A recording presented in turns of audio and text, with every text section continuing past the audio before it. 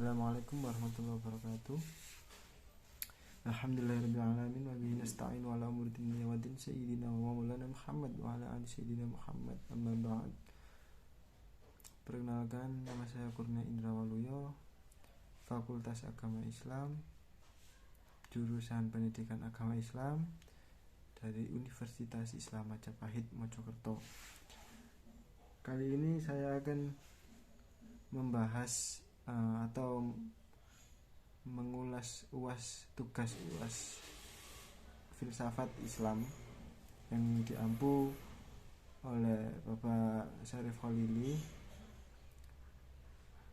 dengan tema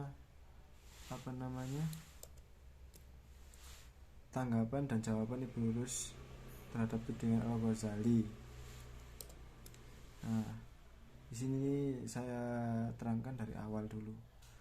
Selama bertahun-tahun, para cendekiawan menuduh Abu Hamid Al-Ghazali yang hidup antara tahun 1055 hingga 1111 secara sepihak bahwa budaya Islam ke arah fundamentalisme agama, menutup pintu independen ilmu pengetahuan Islam. Mereka, Al-Ghazali, telah memetik sikap antipati terhadap sains dan di kalangan umat Muslim, kemudian berujung pada kemunduran dan kehancuran peradaban Islam. Setidaknya ini menurut para akademis dan orientalis. Karyanya yang berjudul Tahafut al-Falasifah dianggap telah membunuh ilmu falsafah sehingga tidak bisa lagi tumbuh di dunia Muslim. Alasannya jelas, sikap Al-Ghazali terhadap filsafat terlihat ambivalen. Pada satu sisi, ia menerima beberapa bagian dari filsafat seperti ilmu alam dan logika. Di sisi lain, Al-Ghazali berusaha menguasai filsafat untuk melakukan kritikan terhadapnya. Polemik Al-Ghazali dengan para filsuf yang ia tuliskan dalam karyanya Tahafut al-Falasifah membuat sebagian orang memandang bahwa Al-Ghazali ialah orang yang anti filsafat, anti rasio, dan seorang ulama ortodoks semata. Dari sini kemudian Al-Ghazali banyak mendapat kecaman, dituding sebagai seorang yang bertanggung jawab memundurkan capaian intelektual umat Islam. Dalam buku tersebut ia menerangkan kelemahan-kelemahan argumentasi para filsuf barat dan muslim, terutama pemikiran Ibnu Sina dan Al-Farabi. Al-Ghazali mengkritik para filsuf dengan menyanggah 3 butir pendapat, yaitu kadimnya alam, Allah tidak tahu yang juz'iyat dan partikular, serta kebangkitan jasmani di akhirat. Bahkan tak segan-segan Al-Ghazali menghukumi kafir. Tak satu pun filsuf muslim yang berani untuk menjawab kritik terhadap Al-Ghazali kecuali Ibnu Rus, filsuf muslim asal Andalusia. Ibnu Rus menyanggah argumen Al-Ghazali dengan karyanya berjudul Tahafut al-Tahafut. Menurutnya, bukan argumen filsuf muslim yang sesat pemikirannya, melainkan pemikiran Al-Ghazali yang keliru atau rancu dalam menanggapinya. Ibnu Rus yang hidup antara tahun 1126 hingga 1198 dan dikenal dengan nama Averroes di benua Eropa ini, merasa terpanggil untuk meluruskan pemikiran para filsuf dari serangan dan pengkafiran Al-Ghazali. Dia menulis Tahafut al-Tahafut, kekacauan dalam kekacauan. Ibnu Rus menunjukkan secara tegas bahwa Al-Ghazali ialah yang sebenarnya dalam kekacauan pemikiran. Berikut penjelasannya terhadap 3 masalah tersebut. Yang pertama yaitu kodimnya alam. Para filsuf mengatakan bahwa alam itu kodim, dalam artian tidak bermula, sedangkan menurut Al-Ghazali, alam diciptakan Tuhan dari sesuatu yang tidak ada. Karena menurutnya Tuhan adalah pencipta. Yang dimaksud pencipta ialah mengadakan sesuatu yang dari tiada. Jika alam tidak bermula, berarti alam bukanlah diciptakan. Dengan demikian, Tuhan bukanlah pencipta. Sementara Ibnu Rus begitu juga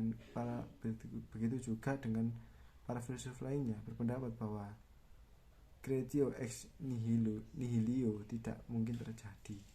Dari yang tidak ada, al-adam atau kekosongan, tidak mungkin berubah menjadi ada, al-wujud. Barangkali yang mungkin terjadi ialah ada yang berubah menjadi ada dalam bentuk lain. Artinya alam ini kodim, alam diciptakan dari sesuatu materi yang sudah ada. Bagi Ibnu Rus, Al-Ghazali telah keliru dalam menarik kesimpulan. Tidak ada seorang filsuf muslim satupun yang berpendapat kodenya alam sama dengan kodenya Allah. Kan tetapi yang mereka maksud ialah yang ada berubah menjadi ada dalam bentuk lain, karena penciptaan dari tiada ialah sesuatu yang mustahil. Dari tidak ada nihil tidak bisa terjadi sesuatu. Oleh karena itu materi asal alam ini mesti kodim. Nah, yang kedua, pengetahuan Tuhan. Al-Ghazali menyatakan bahwa para filsuf berpendapat Allah tidak mengetahui yang bersifat juz'iyat dan partikular di alam. Jadi Tuhan tentunya mengetahui segala sesuatu yang telah diciptakan. Menanggapi hal ini, Ibnu Rushd menegaskan Al-Ghazali telah salah paham, sebab para filsuf tidak ada yang mengatakan demikian. Yang ada ialah bahwa pengetahuan Tuhan tentang perincian yang terjadi di alam tidak sama dengan pengetahuan manusia tentang perincian itu. Jadi, menurut Ibnu Rushd, pertentangan antara Al-Ghazali dan para filsuf timbul dari penyamaan antara pengetahuan Tuhan dengan pengetahuan manusia. Padahal pengetahuan manusia tentang perincian diperoleh melalui panca indera. Oleh sebab itu, pengetahuan manusia tentang sesuatu selalu berubah dan berkembang sesuai dengan penginderaan yang dicernanya. Sedangkan pengetahuan tentang kuliah diperoleh melalui akal. Sifatnya tidak berhubungan langsung dengan rincian-rincian juz'iyah yang materi itu. Jadi perbedaan antara Al-Ghazali dan para filsuf lainnya tentang pengetahuan Tuhan itu sudah jelas. Ia menyamakan ilmu Allah dengan manusia. Nah, yang ketiga, kebangkitan jasmani di akhirat. Persoalan terakhir yang menjadi gugatan Al-Ghazali terhadap para filsuf ialah menolak terhadap kebangkitan jasmani di akhirat. Menurutnya, para filsuf mengatakan di akhirat nanti manusia akan dibangkitkan kembali dalam wujud rohani, tidak dalam bentuk jasmani. Hal ini bertentangan dengan ayat-ayat Al-Quran.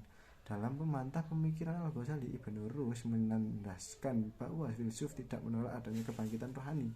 Namun Ibnu Rushd sendiri tidak menafikan kemungkinan kebangkitan jasmani bersama rohani. Dengan catatan, jasad tersebut bukanlah yang ada di dunia, karena yang sudah mati itu hancur disebabkan kematian, sedangkan yang telah hancur mustahil dapat kembali seperti semula.